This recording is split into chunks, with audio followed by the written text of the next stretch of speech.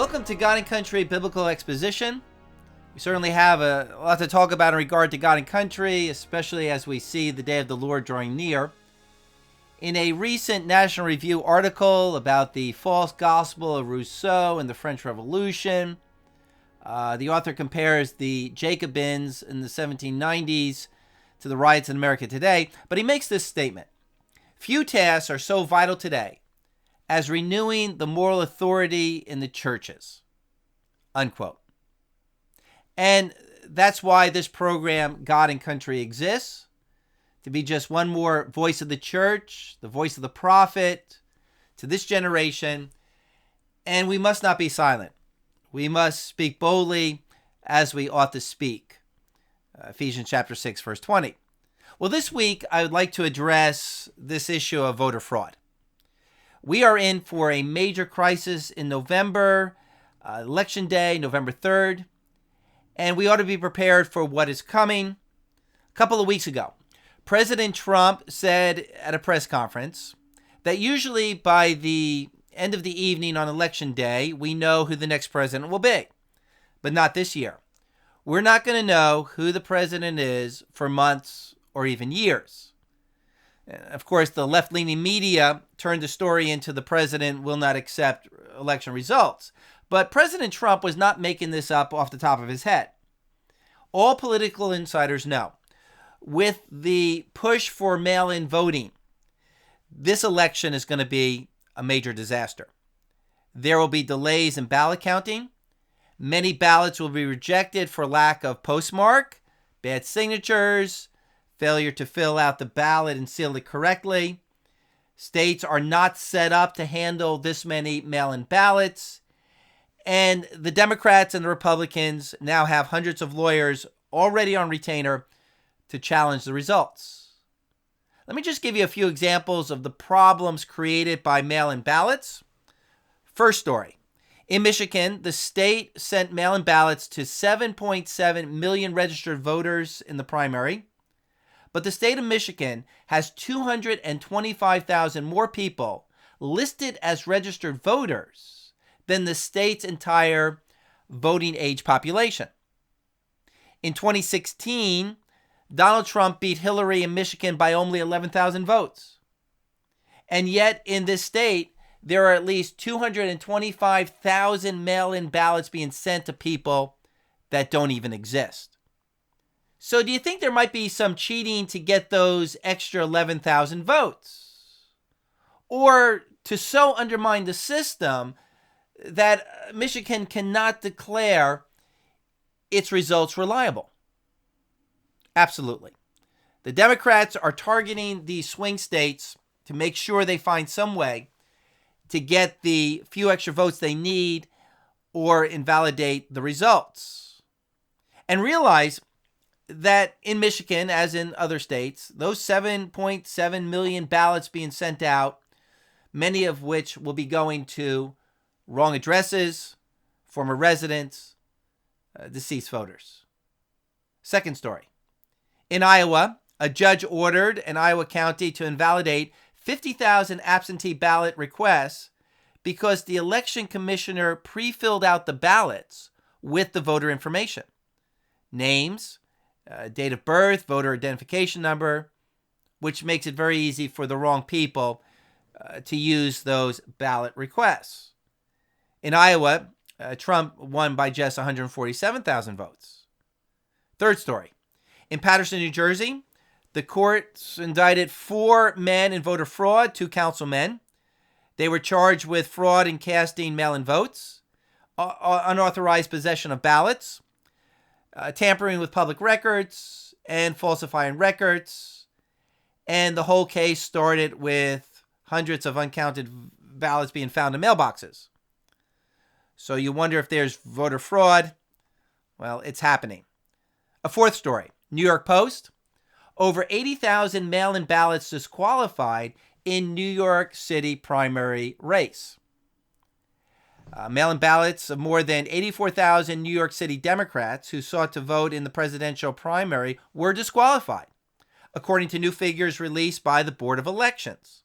The City Board of Election received 403,000 mail-in ballots for the June 23rd Democratic presidential primary.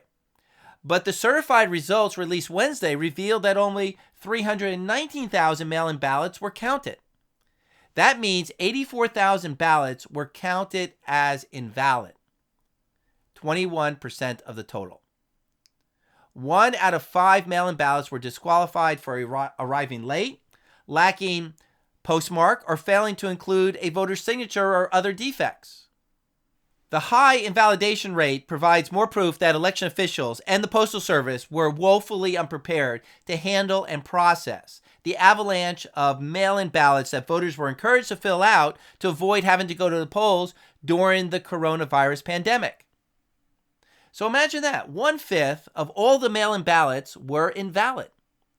That would definitely change any election results. And that could never happen if people personally show up at the polls. There is some serious election manipulation and voter disenfranchising that can take place with mail-in ballots. 5th story. CBS did a vote-by-mail test. They sent out 100 mock ballots. Among many problems found in delays, 3% of the ballots did not reach their destination. Conclusion? In a close election, 3% is pivotal, and presidential elections are often won by less than 3%. Another story from the New York Post. Confessions of a voter fraud. I was a master at fixing mail-in ballots. And this story is repeated on all the conservative news sites. I didn't hear a peep about this story from CNN or the other mainstream media. From PJ Media, incredible Democrat operative reveals how he fixed mail-in ballots over decades.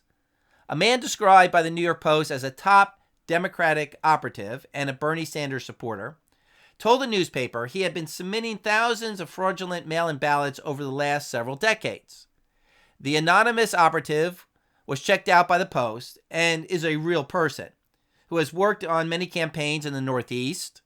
It is not impossible that this Democrat operative is simply trolling his political opponents and may be a real operative, but is trying to make a point about the gullibility of the opposition. But Hans von Spakovinsky, a senior legal fellow at the Heritage Foundation who manages the foundation's election law reform initiative, said, "There is nothing new about these techniques. Everything he is talking about is perfectly possible." The man requested anonymity out of fear of being prosecuted. His dirty work has taken him through the weeds of municipal and federal elections in Patterson, Atlantic City, Camden, Newark, Hoboken, and Hudson County, and his fingerprints can be found in local legislative, mayoral, and congressional races across the Garden State. Some of the biggest names and highest office holders in New Jersey have benefited from his tricks, according to campaign records the Post reviewed. An election that is swayed by 500 votes, 1,000 votes, it can make a difference. The tipster said it could be enough to flip the state. Despite assurances from Democrats and election experts, it's apparently ridiculously easy to submit hundreds, perhaps thousands, of fraudulent ballots. It starts with getting a blank ballot. The ballot has no specific security feature, like a stamp or a watermark. So the insider said he would just make his own ballots. I just put the ballots through a copy machine, and it comes out the same way, the insider said. Election security officials will say that the ballot isn't enough. There are safeguards on the return envelope that cannot be duplicated. So to get around this insider would collect ballot envelopes from real voters. He would have his operatives fan out, going house to house, convincing voters to let them mail completed ballots on their behalf as a public service. The fraudster would then take the sealed envelopes home and hold them over boiling water. You have to steam it to loosen the glue, said the insider. He would then remove the real ballot, place the counterfeit ballot inside the signed certificate, and reseal the envelope. But go ahead and listen to Democrats who tell you how secure your ballot is. This is virtually undiscoverable, which is why we constantly hear there is no evidence of mail-in ballot fraud. There's no evidence because fraudsters don't leave any evidence. Apparently, the operative and his crew get assistance from postal workers. You have a postman who is a rabid anti-Trump guy, and he's working in Bedminster or some Republican stronghold. He can take those filled out ballots, and knowing that 95% of them are going to be Republican, he can just throw them in the garbage. In some cases, mail carriers were members of his work crew and would sift ballots from the mail and hand them over to the operative. So this is what we're up against this year. The Democrats are using the coronavirus to require mail-in ballots. So what luck? The Democrats have a tough election to win, and they have used the COVID excuse to use a voting system that is prone to fraud and contested results. So even with this New York Post story, New Jersey Governor Phil Murphy has mandated mail-in voting in New Jersey. No one is allowed to go to the polls. And the Trump campaign has sued the state of New Jersey, claiming this is unnecessary and unconstitutional. It disenfranchises voters, prone to fraud. I believe the Trump campaign is suing 3 states for eliminating in-person voting: Nevada, Montana, and New Jersey. The Republican Senate candidate, Hirsch Singh, filed a complaint against the New Jersey Attorney General because his demand for a recount of ballots in 2 counties, which was required by law if requested, was ignored by the state Attorney General. And for you insiders, the suspected reason why the New Jersey Attorney General is ignoring Singh is that if irregularities were found in the Singh's case, it would undermine Murphy's legal case to require mail-in voting in November. Well, those are just a few stories. I could be here all day updating you on recent stories regarding voter fraud. But here is what political minds believe is going on. The Democrats want to win this election, but it doesn't look good. It is very hard to beat an incumbent president, especially one as popular and successful as Trump. And their own candidate is horrible. It's not as if they have a young, winsome, John F. Kennedy to run on the ticket. Biden is feeble. He makes too many gaffes. And his running mate, Kamala Harris, has a background just filled with scandals. So the Democrats are looking for every edge possible to win. And mail-in voting looks like that will be a plus for the Democrats. It may give them those few extra votes they need in the swing states. It may involve their constituency cheating, but that accusation doesn't even need to be made. The real problem is that mail-in voting may create so many problems that this election can be delegitimized in the minds of many people and be tied up in the courts for months. This may just be another way for the Democrats to do what they said they were going to do after the 2016 election: resist at all costs that this Republican president will not be their president. I was recently in a Zoom meeting with Catherine Engelbrandt. She is the founder of the national organization True the Vote. From the True the Vote website, quote, "Trouble is on the horizon. Radical leftist organizations are hard at work exploiting the weakness of our electoral process, actively promoting unqualified voters, harvesting mail-in ballots, lobbying for same-day voter registration, no voter ID requirements, non-citizen voting, and engaging in outright vote manipulation." Engelbrandt founded True the Vote back in 2009. The IRS under Lois Lerner denied their tax-exempt status. They were sued. They had a warehouse fire burn all of the records of a Houston election they were investigating. They were investigated under the Obama administration's FBI, the Department of Homeland Security, the ATF, the IRS. There were 23 audits from federal agencies. Congressman Elijah Cummings threatened them with criminal prosecution. And in this Zoom call, Engelbrecht said something very significant. She said, "We must have been incredibly close to something that they would be working so hard to stop us." Engelbrecht also saw the Democrats earlier this year suing states for allowing in-person voting in view of COVID. This was all being spearheaded by the Democrat lawyer Mark Ellis. He served as the general counsel for Hillary Clinton in the 2016 campaign.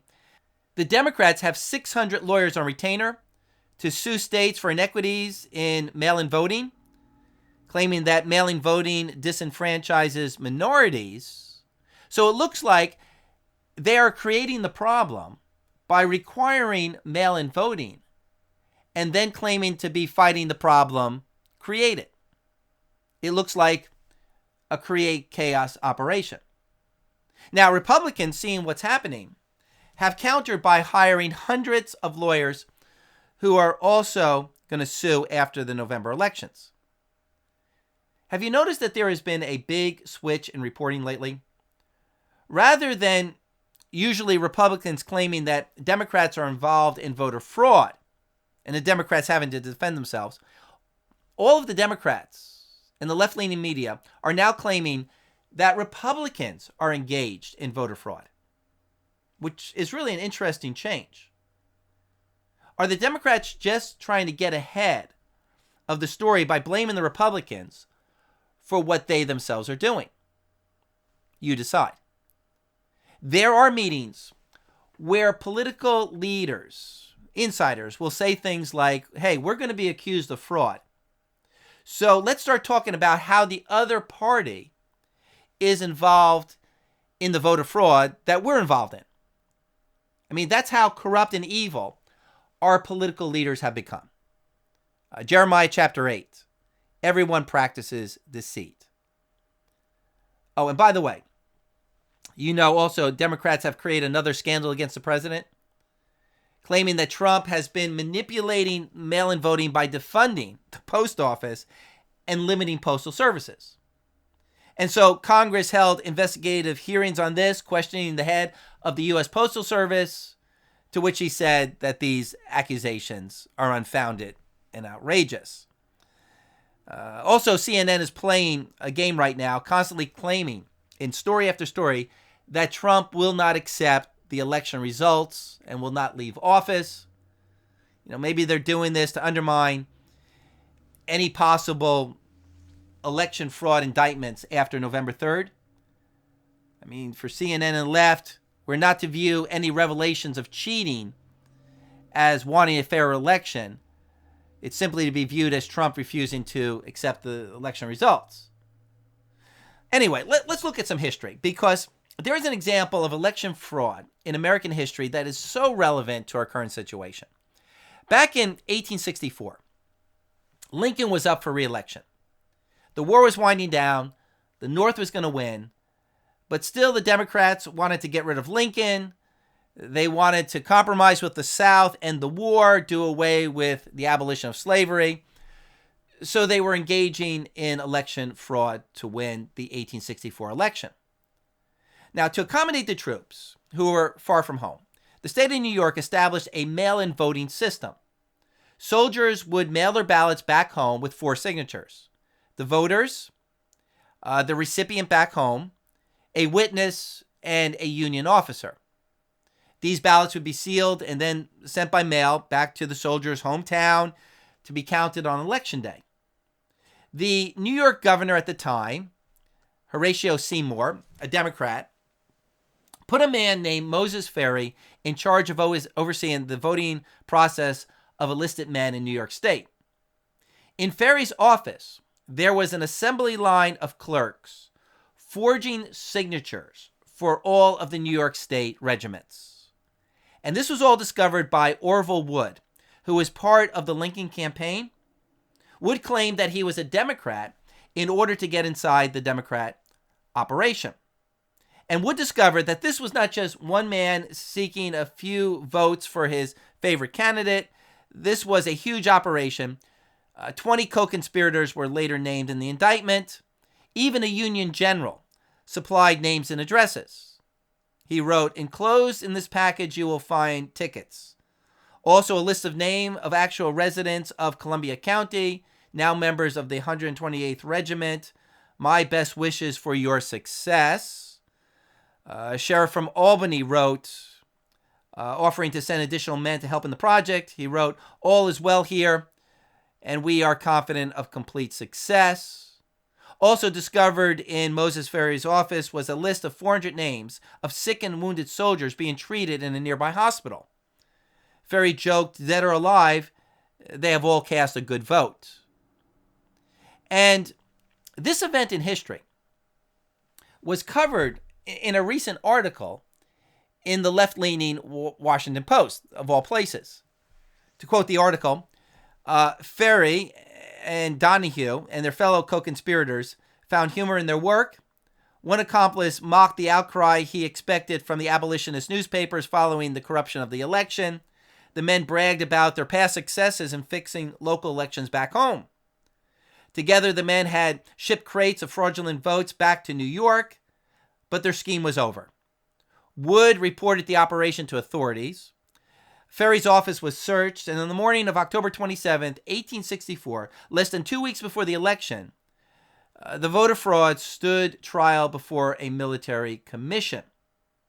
Now, here's some points we should take away from this event in history. First, when the fraud was exposed and the trial set, the Democrats tried to cover it up by saying that this was a conspiracy created by the Republicans to ensure Lincoln's election. Sound familiar? The left will always blame the right for their own corruption. Second, the election wasn't even close. Lincoln had 221 electoral votes, and McClellan, the Democrat, only had 21. But people will engage in fraud even when it's irrational and hopeless. Third, the people who are engaged in the fraud were by all outward appearances upstanding citizens. Those most people would never imagine would engage in this kind of cheating. One of the main Democratic operative in this scheme, Edward Donahue, he pleaded for mercy from the court because he was a young man, newly married, and had no previous record. And fourth, note the seriousness of this crime. This crime undermined the entire American system of democracy. This was treason. The judge in the case stated, these men have engaged in one of the most gigantic frauds ever attempted in America, a fraud which, if it had been successful, will, in my opinion, have produced a disruption of our entire country, and our war for the preservation of the Union will be practically at an end and futile. The New York Times wrote in 1864, the honest electors of the state of New York have escaped an extensive and fearful fraud, a fraud in keeping with the proclivities of the party in whose behalf it was initiated, but one that, if unexposed, might have subverted the honest will of the people and left the state and the nation at the mercy of those who would make peace with rebellion and fellowship with traitors. Notice from this article in 1864 that it stated that fraud was a proclivity of the Democratic Party. It was built into the party's godless ideology. So the two men who oversaw this mail-in ballot fraud, Moses Ferry and Edward Donahue, received life in prison. Now, consider that this whole event took place back in 1864, when most people attended church. A day in which we think that there was at least some higher degree of morality. So don't think for a moment that election fraud doesn't exist today, even more in our day. And evil always cheats to get ahead. So when we hear politicians laughing at the possibility of election fraud in the United States, of which I could quote many Democrats saying there's no such thing as election fraud, they are laughing and denying it because they're covering it up. Everyone knows that it's there. The Democrats know it. The Republicans know it. This is the condition of human nature. If people can cheat, they will cheat. Now, what does the Bible say about voter fraud? Well, in the Bible, the theocratic system of kings did not operate on the vote of majority, but there was still plenty of cheating. like Abimelech in Judges chapter 9, who killed 70 of his brothers so that he could become king. Or Absalom, who lied to the people so that he could overthrow his father and he become king. Or the evil queen Athaliah and her supporters in 2 Kings chapter 11, who murdered all of the royal family so that she could rule Israel without any competition. So there are plenty of examples of biblical characters who cheated to obtain power. But the real problem is not failing the will of the people, but refusing to follow the will of God, a refusal to discern and accept the ruler that God has chosen. And ultimately, this rebellion against God's chosen one culminates in people rejecting the one anointed of God, the Messiah, Jesus Christ, the King of Kings, the Lord of Lords. Show me a man who cheats an election, and I will show you a man who rejects the authority of Jesus Christ. The Old Testament speaks often about people not receiving the Lord's anointed, whether that be the prophet or the king or the Messiah to come. Psalm chapter 2, verse 2, the kings of the earth take their stand, and the rulers take counsel together against the Lord and against his anointed. But beyond these scriptural examples of people cheating to win, we also have the words of the prophets concerning the dishonesty in Israel in the days of Israel's moral decline. Such as Jeremiah chapter 9, verse 3, they bend their tongue like the bow, lies and not truth prevail in the land, for they proceed from evil to evil, and they do not know me. Or Micah chapter 7, verse 3, concerning evil, both hands do it well. The prince asks, and also the judge for a bribe, and the great man speaks the desire of his soul, so they weave it together. Jeremiah chapter 8, verse 10, because from the least of them, even to the greatest, everyone is greedy for gain. From the prophet even to the priest, everyone practices deceit. So those are some very sobering verses reminding us not to be naive, but to understand human depravity. Then in regard to voter fraud, there is also the biblical command regarding fair measurement and counting. Proverbs chapter 20, verse 10, differing weights and differing measurements, both of them are an abomination to the Lord. Then Proverbs chapter 20, verse 23, differing weights are an abomination to the Lord, and a false scale is not good. Amos 8:5, to cheat with dishonest scales. This is where the butcher puts his finger on the scale to increase his gain, but it also applies to politics and voting. To cheat on any measuring is an abomination to the Lord. Deuteronomy 25, you shall not have in your bag differing weights, a large and a small. You shall not have in your house differing measuring, a large and a small. You shall have a full and just weight. You shall have a full and just measure, that your days may be prolonged in the land which the Lord your God gives you. For everyone who does these things, everyone who acts unjustly, is an abomination to the Lord your God. People who cheat think it's no big deal, but not so. It is an abomination.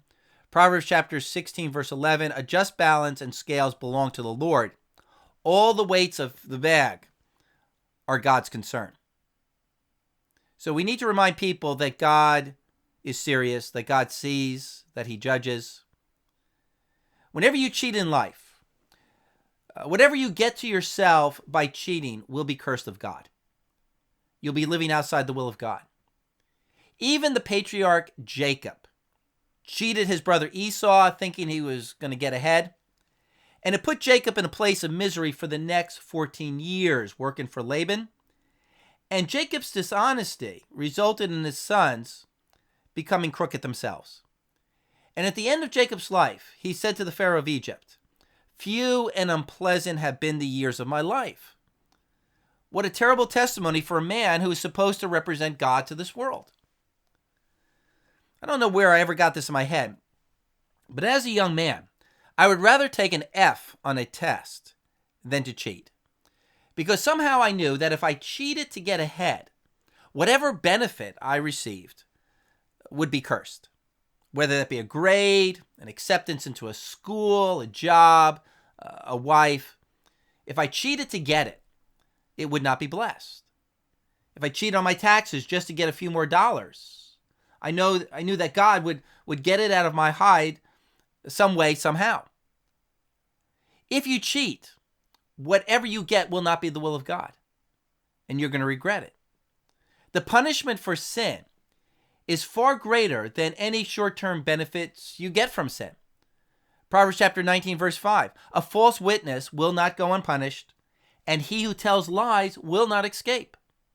Or Proverbs 21, 6, the acquisition of treasure by a lying tongue is a fleeting vapor, the pursuit of death. Or how about the old slogan, winners never cheat and cheaters never win? It's more true than most people care to admit, because there is a judge in heaven. So in regard to politics, if you have to cheat for your candidate to win, that candidate or that party will be your curse. This is something most people in their spiritual ignorance, never realize. They only think about winning, that the ends justify the means.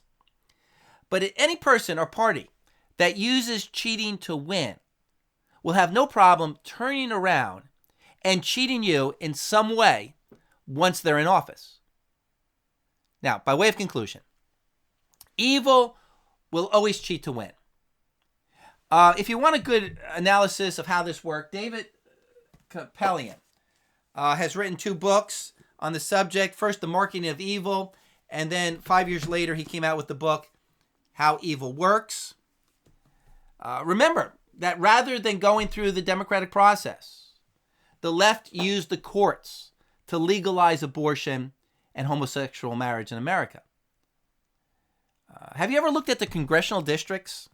How they're formed to move voters around to ensure the win of a particular political party?